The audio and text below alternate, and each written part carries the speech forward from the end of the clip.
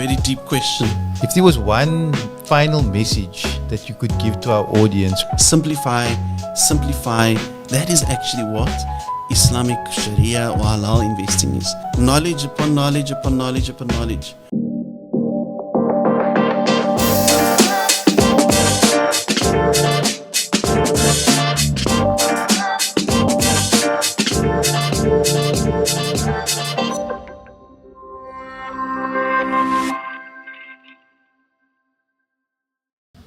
Assalamu alaikum wa rahmatullahi wa barakatuh. Welcome to the Campus Dialogue, a Muslim Views production in collaboration with MuslimFin.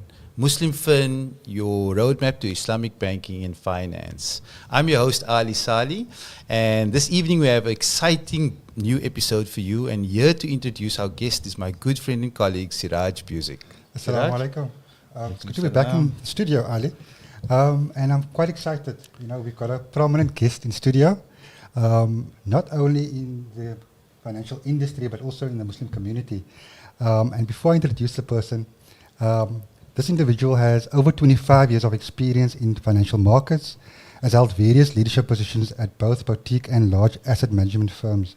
His extensive background includes roles as a head of equity, head of specialist equity, head of dealing, portfolio manager, and investment analyst. This person is none other than Salih Salam. Welcome. Assalamu alaikum wa rahmatullahi wa barakatuh. Happy to be here. Salih, we're so happy to have you in studio. We've got so much to get into.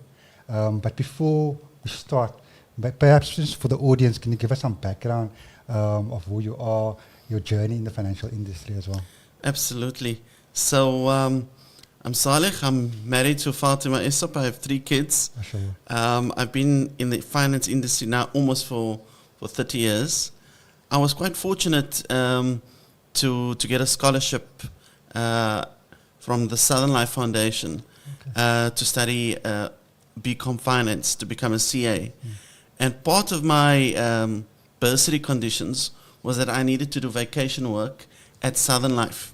So in that process of doing that, I got to work in different departments at Southern Life. And one of the departments was the investments division. So busy exploring the investment divisions as part of my vacation work, I came across one of the luminaries in our community. His name was Shamsuddin Patha, Allah Rahmahu. He passed away about probably 2 or 3 years ago during COVID. And he was one of the pioneers in the Muslim community in the investment industry. And he headed, you can imagine, this in the 1990s, he headed the investments division at one of the largest insurance companies in South Africa. And he became my mentor. So in interacting with him, he really opened up the world of investing to me. And as part of that experience, I decided, well, actually, I don't want to become a CA anymore. I'm rather going to do something else, which all the hotshots in the investments division at that time, they were all busy trying to study, which was the CFA. So I decided, well, let's do the CFA instead. And just for our audience, the CFA stands for? Yes, so the CFA stands for Chartered Financial Analyst, and it's recognized as the premier global qualification for investments. And with the permission of Southern Life, because they gave me a bursary to become a CA, I then switched to become a Chartered Financial Analyst. And that's where my path started. Okay, mashallah. That's awesome. I mean, that must be an exciting journey. And obviously with a mentor and the opportunity to work in different investments gave you that experience as well. Absolutely. And he, one of his significant contributions was that he started what was called the Southern Pure Equity Fund. Okay. And that was the forerunner to the Sharia funds in South Africa. Okay. Oh, that's amazing.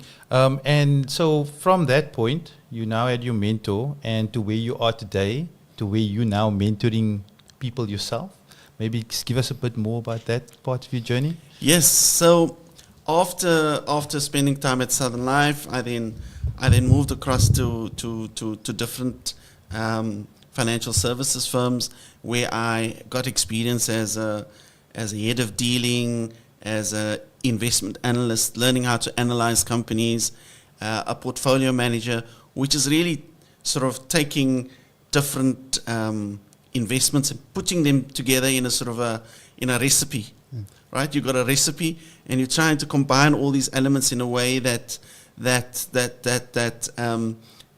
creates a certain outcome.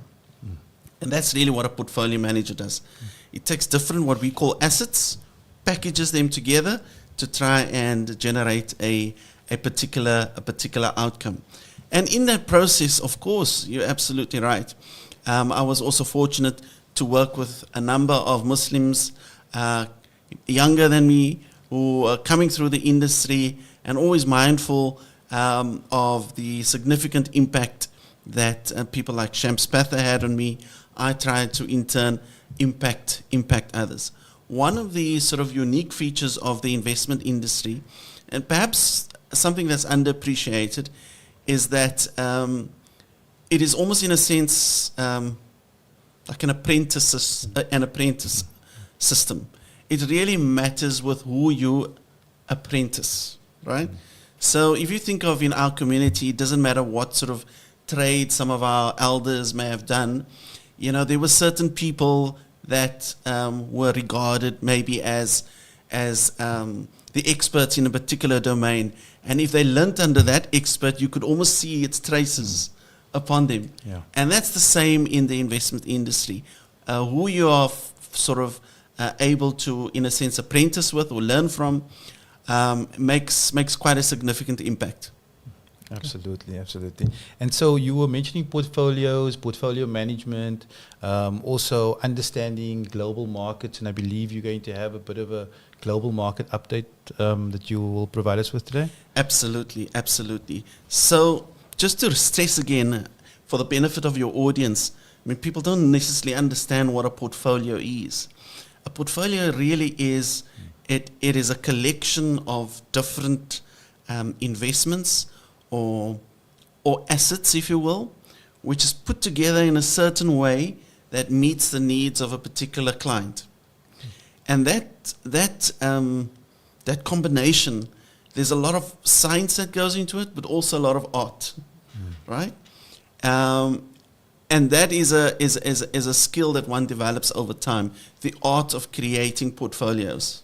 Okay, so when you say needs of a client, we're talking about like short-term, long-term investing, or certain goals, or how risky the investments are, etc. When we speak about client needs, that's correct. So what I mean in that, is a client may have a particular goal in mind.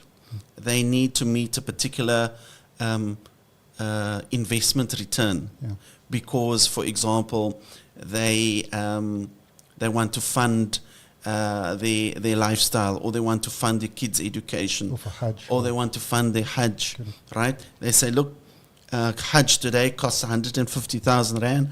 I only have 50,000 Rand. So if I invest this 50,000 Rand, how long is it going to take me to get 150,000 Rand? So let's just say actually he puts a down payment, or he or she, they manage to put together 75,000 Rand. Let's just use a number of 75,000 Rand. It will take them, assuming the money grows by 15%, give or take, a year, it will take them roughly 4.5 years, almost 5 years, for them to go on Hajj if their money grows by 15% a year. So that's what we mean. You try and meet a particular goal of the client. Okay, awesome. Excellent. So, and part of that management of the portfolios also comes down to understanding markets, understanding things like global economics, politics, and various things happening around the world that you as a CFA or charter holder need to pay attention to in order to be able to achieve that goal. Absolutely. So one of the eminently sort of fascinating things about investments is that it is the intersection of so many different domains. And if you are an individual who has varied interests, then this is really a wonderful profession for you. So, for example, as you rightly mentioned, it's the intersection of economics, politics, finance, investment strategy, right? The intersection of knowing yourself as well as an investor, because how you behave, your strengths and your weaknesses as an investor also plays a significant part in investments. So all of those things, like mathematics as well, right? Valuations, how to value assets. If you take all of those different fields together, philosophy, history, you put them all together, all of them are actually quite relevant to the business of investing. And that's what makes it so endlessly fascinating. There's never a dull moment. So we looking forward to your presentation, Salih. Are you going to share some of that with us now? Yes, absolutely. Okay. So what I'll do is I'll give you a sort of like a brief overview.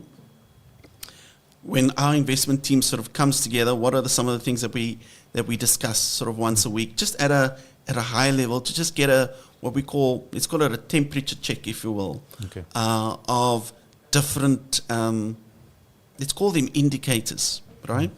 It's just meant to be a temperature check. So, for example, what we want to understand is how global bonds and South African bonds have performed. So, for example, over the last week, U.S. bonds have actually strengthened a little bit. The U.S. 10-year bond came down about 15 basis points to 4.25. The South African all bond index also. Sorry, the 10-year bond in South Africa actually weakened somewhat to 10.4. The currency also weakened a little bit to 17 Rand 67. It weakened slightly by about 0.42. And the dollar index actually over the last week was more or less flat. If we look at global markets, and we're specifically here referring to the MSCI World, over the last week, it was up slightly by about 0.5% or so.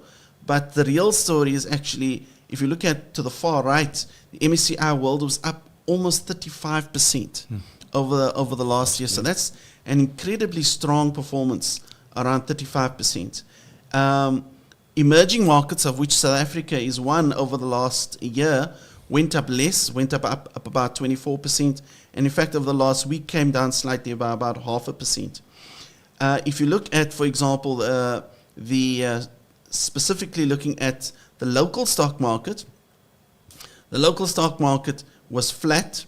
It really didn't move over the last week, but over the last year, the JSE All Share Index went up quite a significant 24%. So you can see that the South African market went up a very, very respectable amount of around 24%, which is typically, given the strong performance, is actually twice the kind of return, the long-term return that you'd expect from the local stock market. So it did quite well. But really, where all the let's call it the action was in the local stock market over the last year have been in the financial sector. Right, you can see the financial index, the JSE Financial Index, went up 34% over the last year. Now, from a Sharia investor's perspective, we of course can't invest in financials, but it's important to understand the context in which you're operating.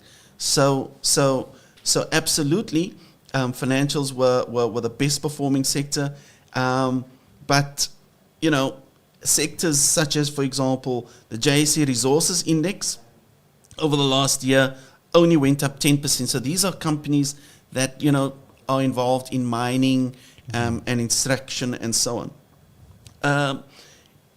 For me, the real story, that we've had absolutely what you'd call shining returns or glittering returns has been gold. Look at the gold price. The gold price now is just short of $2,800 an ounce. That's a record high. That is a high. And it was up almost 40% over the last year. And in fact, look at the 3-year return. Wow. 56%. So absolutely spectacular returns. Not quite sterling, in fact, better than sterling returns. But other sectors such as platinum was actually much weaker. Delivering fairly pedestrian returns of only around 8%. Within commodities as well, iron ore, which is used quite a lot, of course, in the production of steel, was down 19%. And that was really driven by weakness coming from the Chinese property sector. So down 19%. Another key thing to also just bring your readers' attention to is the weak performance of the German stock market, the DAX. It's only up around 4% or so over the last 3 months, and that's also just driven by significant weakness coming through in the manufacturing industries. If you look at the next slide that I've shown you, what you can see here is actually assets that are focused on, let's call it proxies, right? Or indicators that try and measure what the collective view is on who's going to win the elections in the US. You can see those assets that are quite sensitive to a Trump win have actually performed quite significantly. So, for example, if you look at the strength of Bitcoin as an example, Trump has basically endorsed cryptocurrencies quite significantly, and certainly the investment view is that if he does come into power, that would be quite positive for crypto assets. So you can see, for example, dollars per Bitcoin has gone up quite significantly, and that those people that are involved in trying to kind of what they call prediction markets, looking at the odds of Trump winning, the odds certainly have gone up quite significantly. So crypto assets have all essentially taken a view or priced in a view that Trump is more likely to win. If you look at the local stock market, back to the local stock market, over the last year to date, so that means from the 1st of January or the 2nd of January to today, some of the best performing shares, you can see gold, Harmony Gold, Anglo Gold, they've done spectacularly well. We've also had retailers like Mr. Price up 65%, Naspers, which is obviously an underlying sort of proxy for Tencent, which is a Chinese company, up around 35%. And we've also had some financial stocks also doing exceptionally well. Capitec Bank as well. Every person nowadays, you want to do an online payment, and you ask the person for their bank account. Invariably, for some reason, they give you a Capitec account. So you can see the Capitec share price has done exceptionally well. But other shares like Sasol, for example, down almost 46%. So investors there have lost half their money over the last year. So not a good place to be, certainly over the last almost a year. And that is Sasol. MTN as well, down quite a bit at around 24%, and that's also driven by weakness coming from Nigeria, which in turn is also exposed to the oil price. Globally, some of the best performing shares were you can see there, for example, Nvidia, which is the poster child for the AI sort of markets and chips. That was up 180%. AppLovin, this is a company that basically makes helps companies that make apps to optimize so that they can basically get better revenue. So that company was up 330%. Siemens Energy, which focuses on also energy production, in Europe up quite significantly. And then some US companies, like Moderna, for example. I don't know if you remember Moderna. They were one of the first companies to actually come up with the COVID vaccine. And that company was down. That also lost half its value over the last year. And then other companies such as Walgreens Boots Alliance, they're like Clicks, but Clicks in the US, the US equivalent. Walgreens Boots Alliance losing something like 64%. So we've had, you can see always in the stock market or in investments, it's always a tale of two cities. Charles Dickens, it was the best of times and it was the worst of times. That's the story of the stock market. Yeah, you can see on the top, all those assets in green, like AppLovin and MicroStrategy and so on, is the best of times. And the worst of times is Rivian and Walgreens Boots Alliance. And same for the local market. Harmony Gold, Mr. Price, Capitec, for example, best of times. Worst of times is MTN, Mondi, and Sasol. And our job as investors is, inshallah, bi'idhnillah, with the permission of Allah, is to try and find those assets that, inshallah, experience the best of times. So hopefully that gives you an overview as to some of the key indicators that we watch. We watch the price of US bonds and the bond market. Why? Because that is in a sense a proxy for money. We look at the price of oil because oil really drives inflation, right? We look at the price of various commodities because our South African market is quite sensitive to the movement in the commodity prices, given the kind of companies that we have on the stock market, Anglo American, BHP Billiton, and the gold companies and the platinum companies. And then we also look at obviously other specific indicators like the exchange rate, because there are many companies in South Africa that not only sell domestically but also sell globally and export. So for them, we need to have a sense as to, are their profits going up or are their profits coming down? And so those are some of the things that we track, and that we try and have our finger on the pulse to try and see, what the temperature is for today.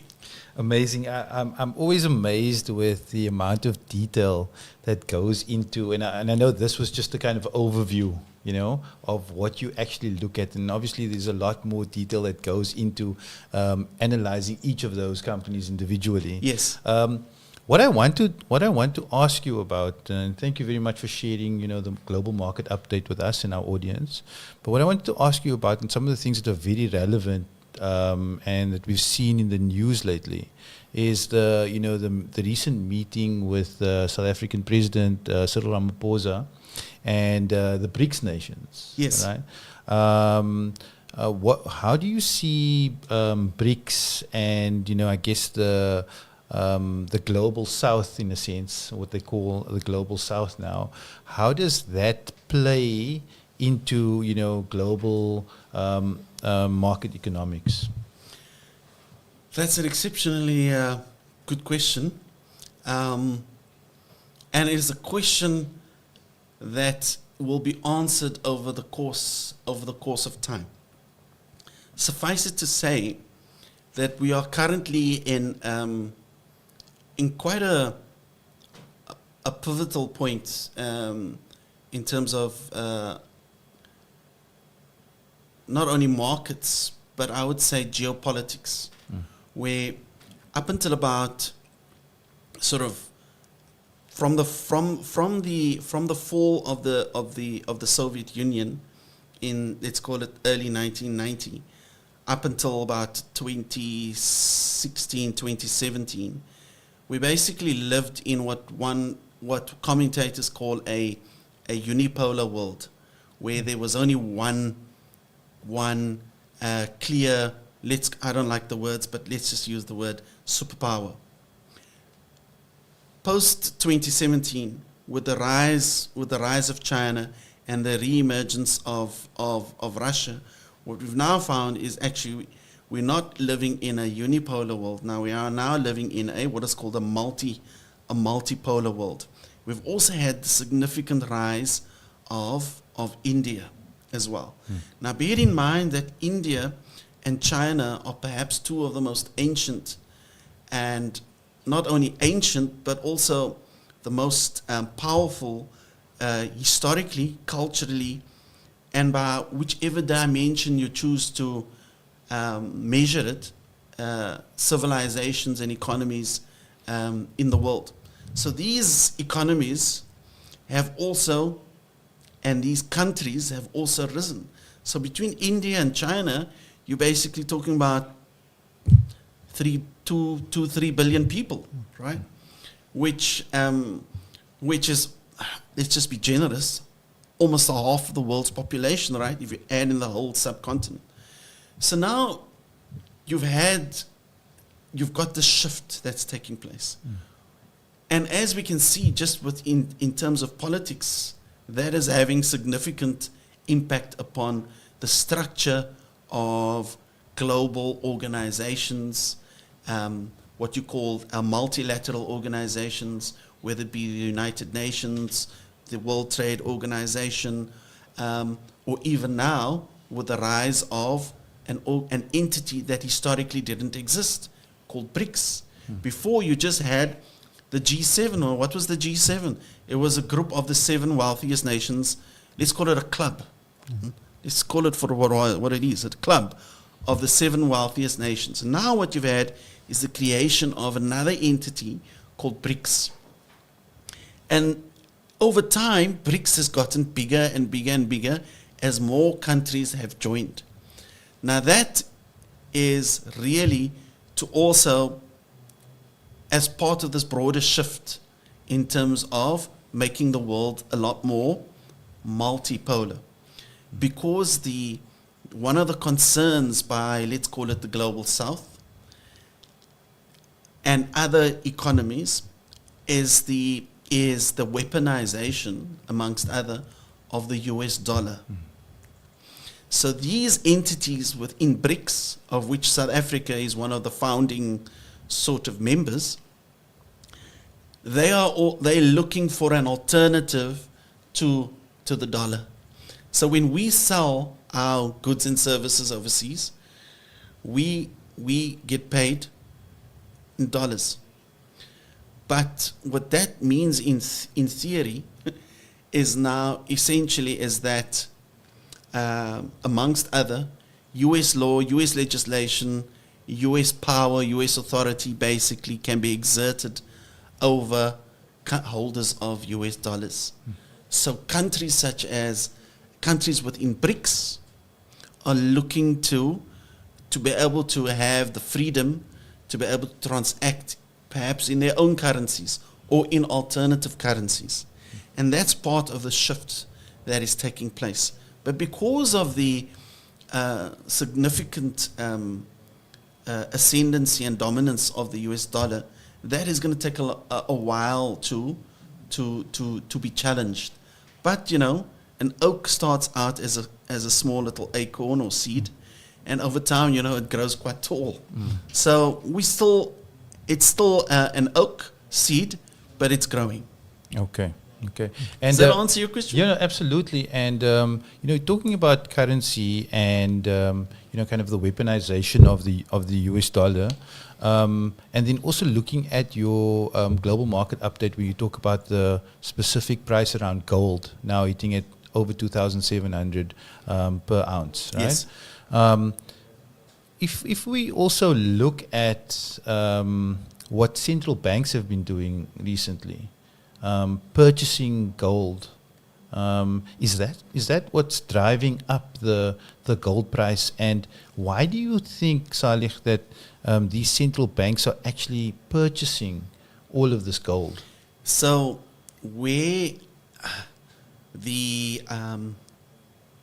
US made a potential, let's call it a strategic mistake, was after Russia invaded Ukraine. One of the things they did was, many countries hold what they call foreign exchange reserves. And those foreign exchange reserves are held typically in what currency? US dollars. So after Russia invaded Ukraine, what happened was that the US, together with its Western allies, essentially seized those dollars. Consequently, every central bank around the world, they got what we would call in Cape Town language a skrik. They got a fright. They got a big fright because this has never happened before. So Russia's foreign currency reserves got seized. So now central banks are saying, look, we don't want to hold our foreign currency reserves in US dollars anymore.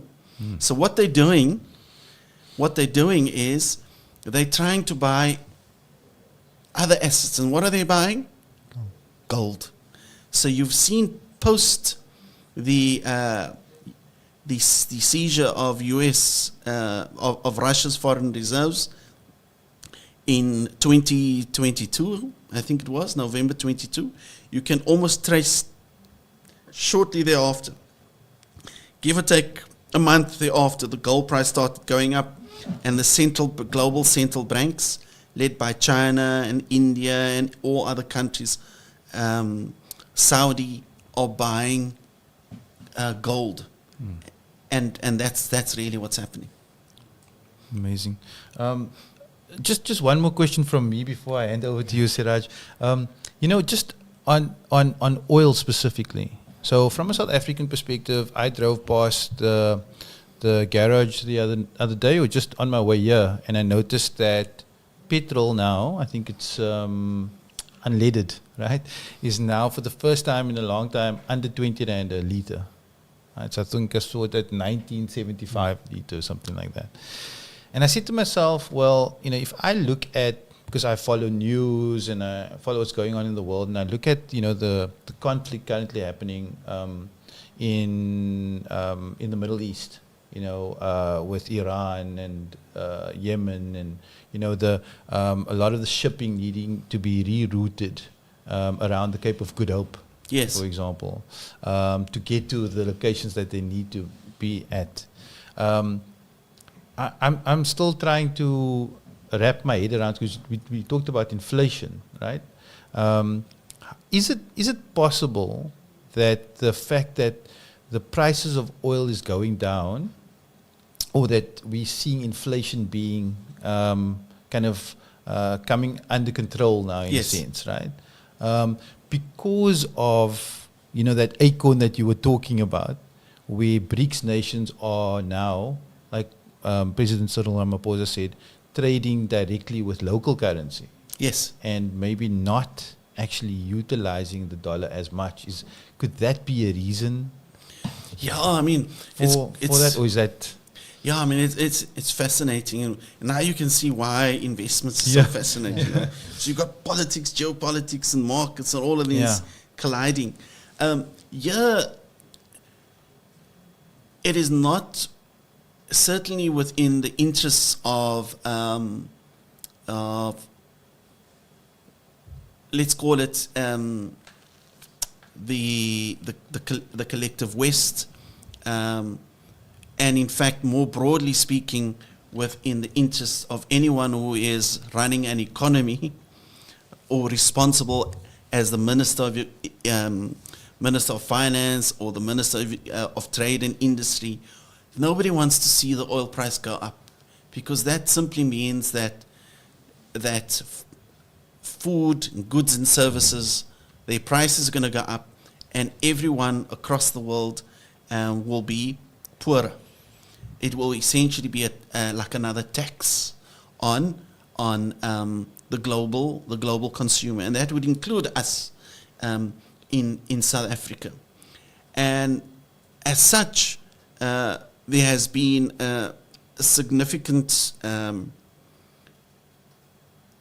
steps have been taken, despite the tragic circumstances in the Middle East, to try and keep the oil price, in a sense, under control, so that it doesn't so that it doesn't go up. However, we well know, the tragic circumstances in the Middle East has the potential, significant potential, to disrupt oil production within the Middle East.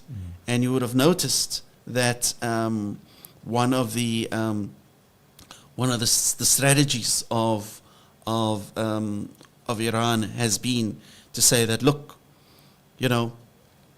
hold your surrogates kind of under control.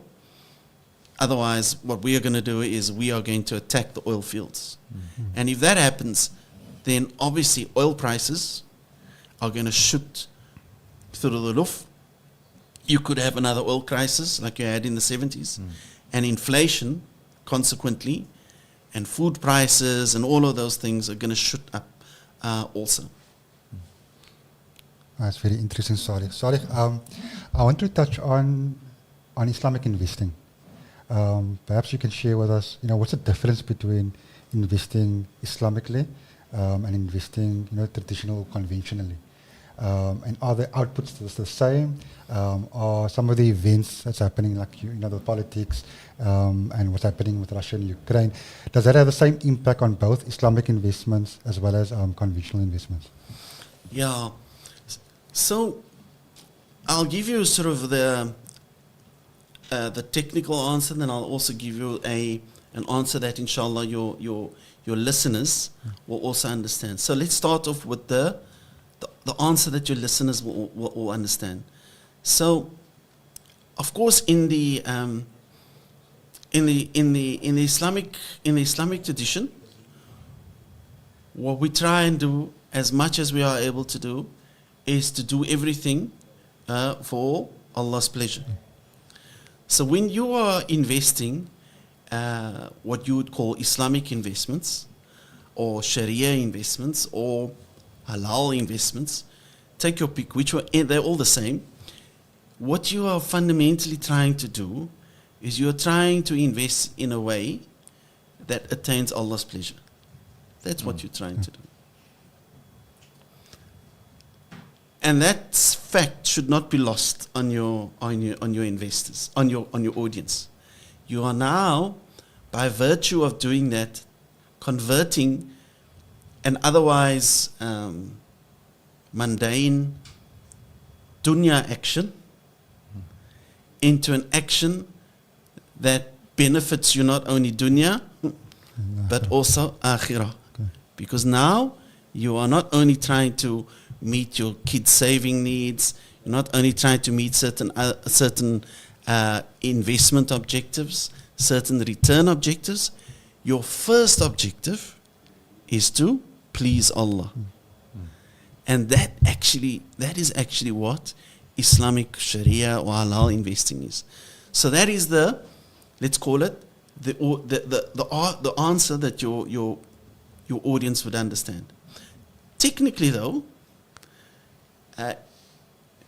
when we say halal investing, Sharia compliant investing, Sharia investing, what we are doing here is we are investing within the framework of the Sharia, right?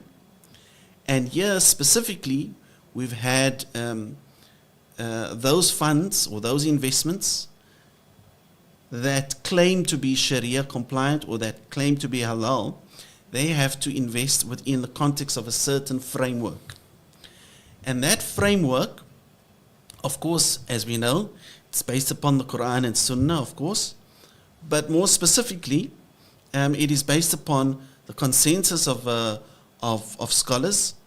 They came together in 1996 to develop what we call the OFI standards, the Accounting and Auditing Organization for Islamic Financial Institutions. And we know, of course, that one of the sources of Islamic law, besides the Quran and the Sunnah, is the consensus of the scholars. So they have a set of standards that they've developed to say, look, this is in a sense, the rules of the road if you claim to be a Sharia compliant investment. And any fund in South Africa, or that purports to be, or that represents itself to be as Sharia compliant, has to adhere to those standards. Wow, that's awesome. And in terms of the Islamic investment landscape in South Africa, how has the growth been over the last couple of years? And is our community taking to it? That's basically. Yes, certainly the industry has grown quite significantly. It's estimated now that the combination of what you call banking deposits. Yeah. So you and I, we put our money in a bank account. So you take out all of those banking deposits, yours, mine, and you add all of them up, and you add up all the investments in unit trusts, what you call mutual funds, unit trusts around the country, plus perhaps estimates for other investments. It comes up to around almost 100 billion rand, and that has grown quite significantly. In fact, recently, one of the largest financial institutions in South Africa, one of their divisions, an Islamic bank, actually indicated that over the last sort of 3 years, the number of clients has grown by almost like 25% per annum.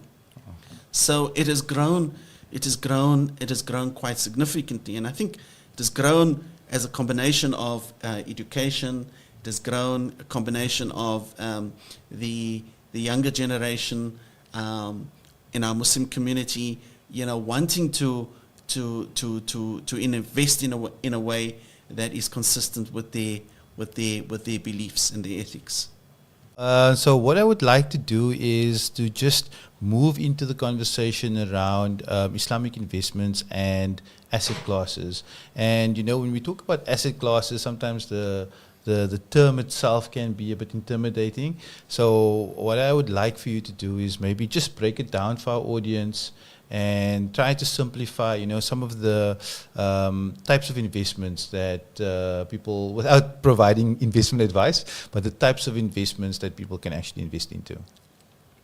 Okay, so I'll try and keep it at a high level and at a level that hopefully your audience can relate to. So think about it this way: there are basically two major kinds of investments at its highest level of abstraction.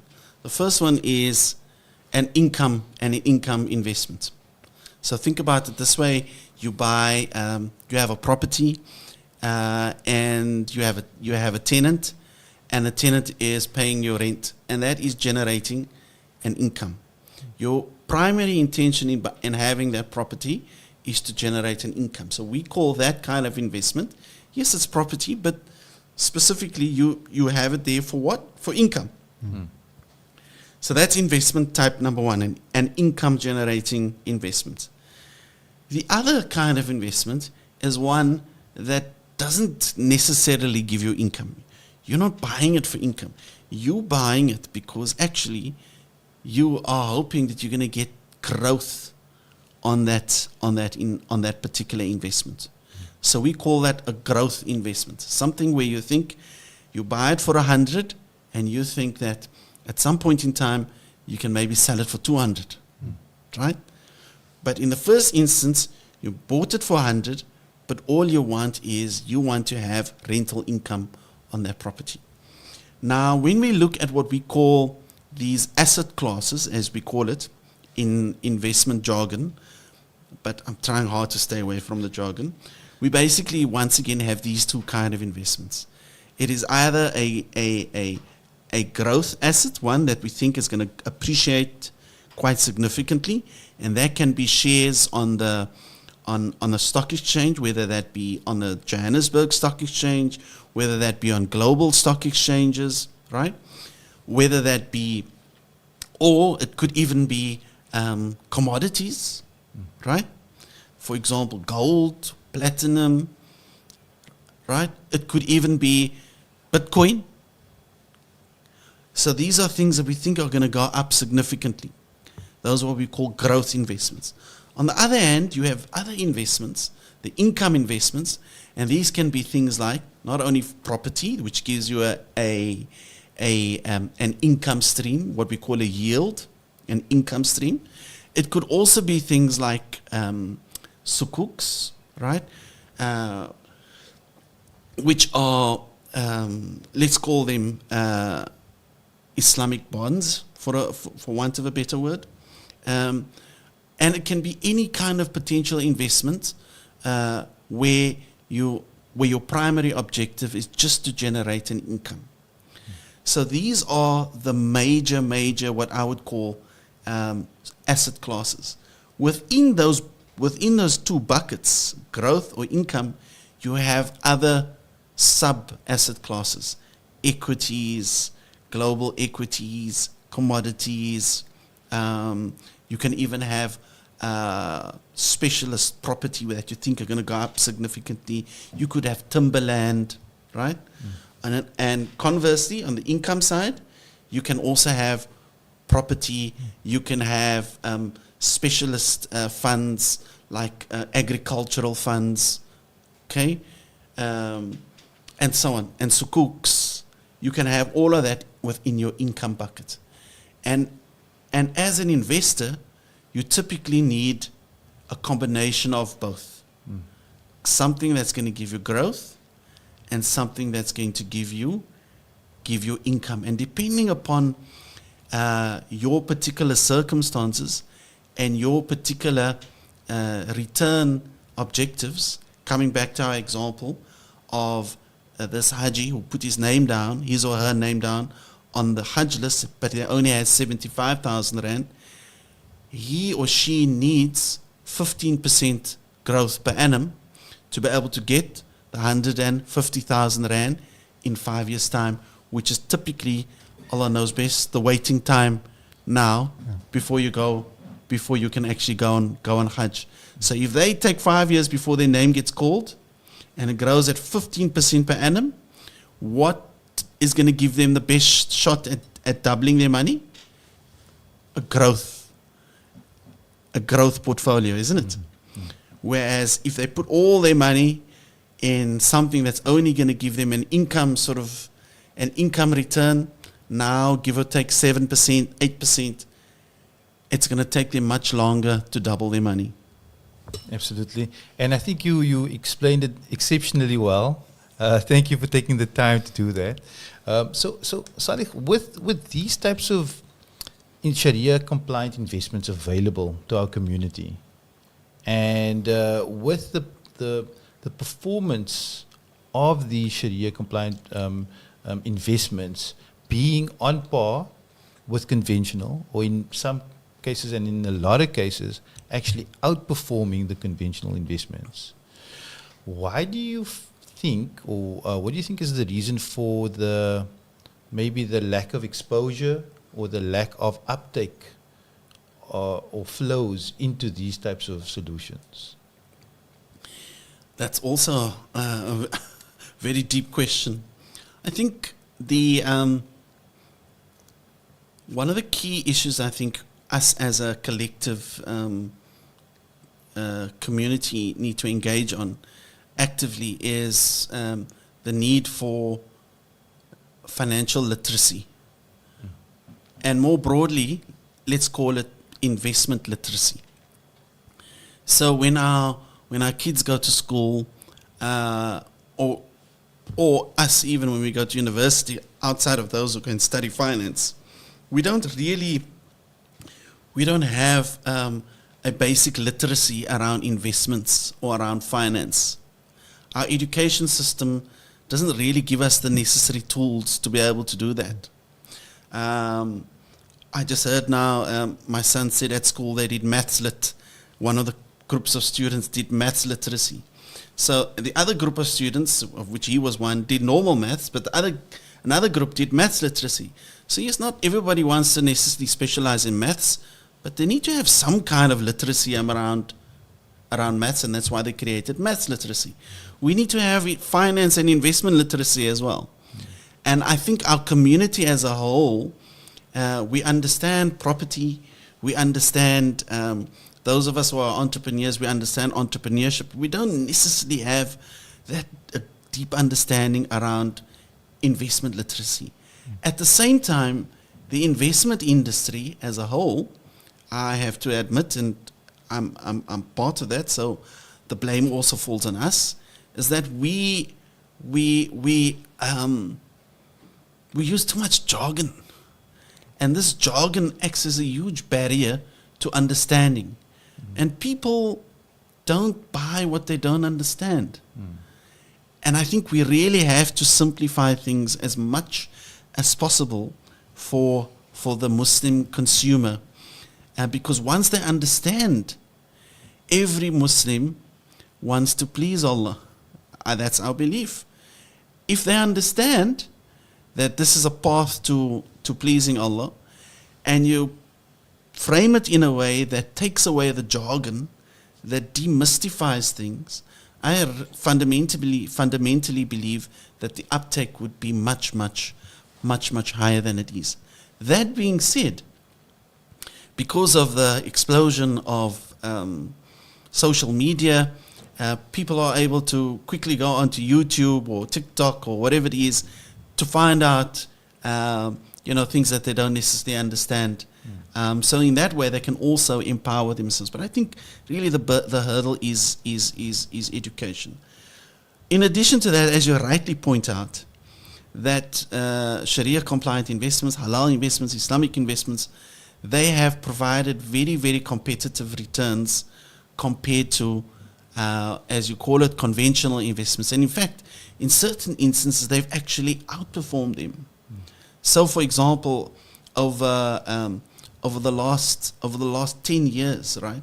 We all know that, for example, the global markets have done exceptionally well. Now, did you know that the global Sharia index has done about almost 12% per annum in US dollar terms? But the conventional index, the conventional one, meaning the one that's not Sharia compliant, has done a return 2% less, 9.6%. Not 2%, you think, that's not a lot. But that's 2% per year. It's not just 2%, it's 2% per year. And you compound that 2% on top of 2% on top of 2% over 10 years, well, actually it becomes a huge difference in wealth creation. So Muslims really need to try and educate themselves as far as investment literacy is concerned. And us as an industry, as a collective industry, the banking and finance industries, we also need, not only on the Sharia side, but even generally on the conventional side, we have to do a huge amount of education and trying to demystify all of these concepts for the consumer. No, 100%. I think, Solly, you made a very good point in terms of the jargon that's being used. And then from an Islamic banking perspective, Islamic investment perspective, you also have that almost like a double-edged sword where you've got this jargon, this industry jargon, and then you have this Islamic terminology as well, which further confuses the community. So it becomes very difficult for people to understand. And you mentioned it, that if once people don't understand something, that they tend to stay away from it. So absolutely. So you've hit the nail on the head, and it's one of my pet. Let's call it peeves, right? Pet peeves. We've you have complication squared because you got jargon on top of jargon. Correct. Right? 100%. And we don't live in an Arab society. We don't live in an Arab society. Our first language is not Arabic, right? Why are we using Arabic terminology to explain, sukuk, ijara, salam, we have all these different concepts mudaraba, musharaka. We have all of these different concepts that we are using, and we're building it on top of already complex traditional sort of financial terminology. We build this on top of that. So now the poor Muslim consumer or investor who already doesn't have high investment literacy. I mean, this is not I'm not saying this as a value judgment. It just means they haven't been trained that way. Just like I don't have necessarily high medical literacy, but if the doctor took his or her time to really try and explain something, I could understand it. So we have all of this jargon, and then we expect the Muslim investor to be able to make an informed choice. No, we are disempowering them. We really have to take away the jargon, simplify the concepts and the terminology, and that's why I've tried to make my answers as simple as possible, not to dumb things down, but one of the key, in a sense, neglected sunnahs of the Prophet ﷺ was that he ﷺ would change his speech, even his Arabic dialect, depending upon the nature of the audience. Correct. So if the audience spoke a slightly different Arabic dialect, he would change his Arabic to meet their dialect. Now no matter what our profession is, we need to practice that sunnah. We say, okay, this audience is not a finance audience. How do I speak in a way that they can understand? Correct. Or this audience is not a medical audience. How do I speak in a way that they can understand? And if we do that, I'm confident, inshallah, that we would be able to reach the hearts and minds more effectively of the aspiring Muslim investor. So, Alec, do you also feel that with the Islamic terminologies and the jargons we just spoke about, do you also feel that in a way that also alienates our Islamic product or solutions? Because as we know, the Islamic investments, the Islamic finance, is not only for Muslims. It's open to anybody from any faith. But then you have, these like the diminishing musharaka, mudaraba, ijara, these terminologies floating around, and it's already tough for our Muslims to take these products up. What about the non-Muslims or people from other faiths? And this may sound controversial, but we have, as a collective industry, we have done a huge disservice to Islamic finance, in my opinion, by doing that. Firstly, because we have not been super sensitive to the context that we are living in, to the context of the actual audience that we are engaging with, and at the same time, we must also remember that our Prophet ﷺ was rahmatan lil alamin, not rahmatan lil muslimin, right? Rahmatan lil alamin. So, if we put up these barriers to understanding, that also means then that, for example, the non-Muslim investor, they are left with the overwhelming perception that these products are not for them, right? That these products are only for Muslims. Of course, we do understand that there are Muslims, non-Muslims, who are investing in Islamic banking products and Islamic finance products and investment products, but they tend to be the minority. And it is our collective responsibility to make sure that we also reach the hearts and minds of that audience. 100%. And part of that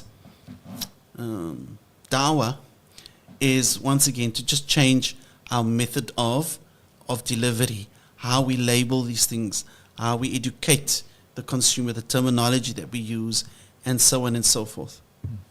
One of the things that's interesting to me about Islamic investment specifically is the concept around, so if we use a concept that's quite well known right now, which is another acronym I'm going to throw out there, is going to be ESG. environmental, social governance. Right? With Islamic investments, there's always been that ESG element, or you might call it something else, right? From an Islamic perspective. Yes. But it's always been there. And when we look at investments lately and how they've changed to have that ESG flavor, can you maybe talk to the audience about how Islamic investments have always kind of had this element of being environmentally friendly, of having that social responsibility, of making sure that there's that governance aspect within the investment portfolios, within the investments that are chosen within the portfolios. Maybe talk about the if you could maybe just give us an understanding of the different concepts, but how maybe and some of the similarities between the two as well. Absolutely. So, as you rightly point out, over the last 2 decades, there has been a significant rise within the investments community of a concept called ESG, and it's, I don't know who created the acronym. It's not the 3 concepts coming together are not necessarily logically consistent, but it stands for environmental, social, and governance factors. From another perspective, it's really trying to consider, let's call it non-financial information, non-financial data in the assessment of an overall investment and its suitability. Now, from the Islamic side of things, if you think of we have a concept called tayyib. So when we as a Muslim consumer, if you will,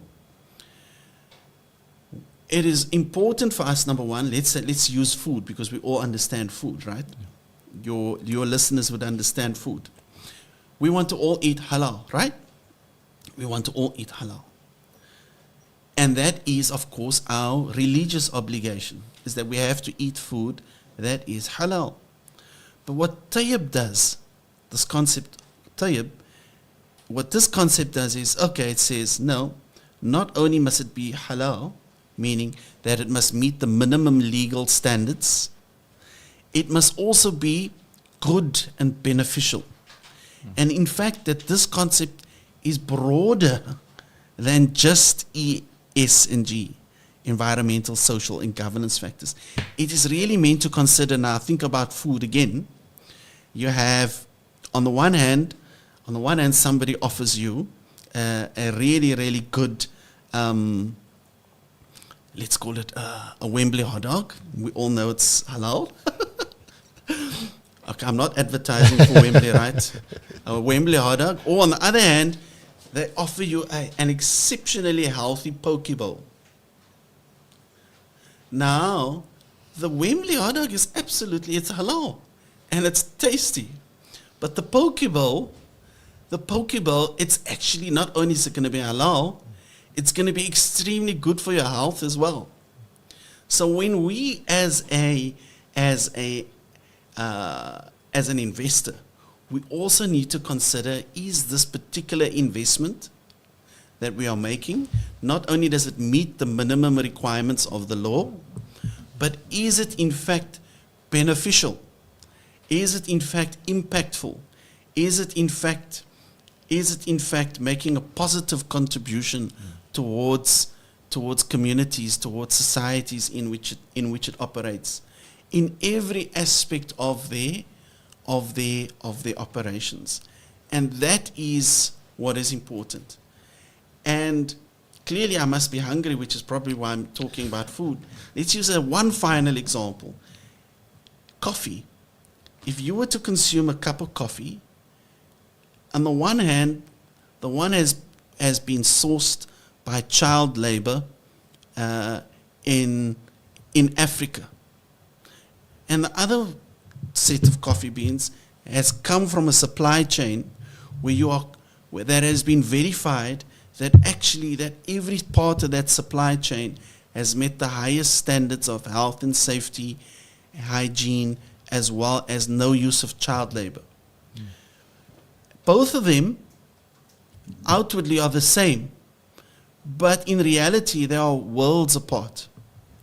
And us as the Muslim consumer, we should be taking the one where we are confident that the supply chain has been in a sense verified, that it's transparent, that there's no use of child labor, that they're not using toxic chemicals to pollute the crops, etc., etc.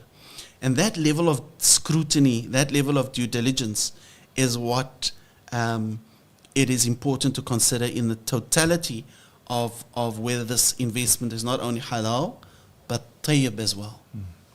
Absolutely, that's so powerful. And that's exactly the type of message that we want to get across to our audience. Salih, we really appreciate your time. Shukran so much. If there was one final message that you could give to our audience when it comes to Islamic investing, in less than 1 minute, what would that be? I will conclude with the words of Charlie Munger. Okay. So the best investment that you can make is in yourself. And we as Muslims have lost, unfortunately, the art and the love of reading. And knowledge compounds. If you read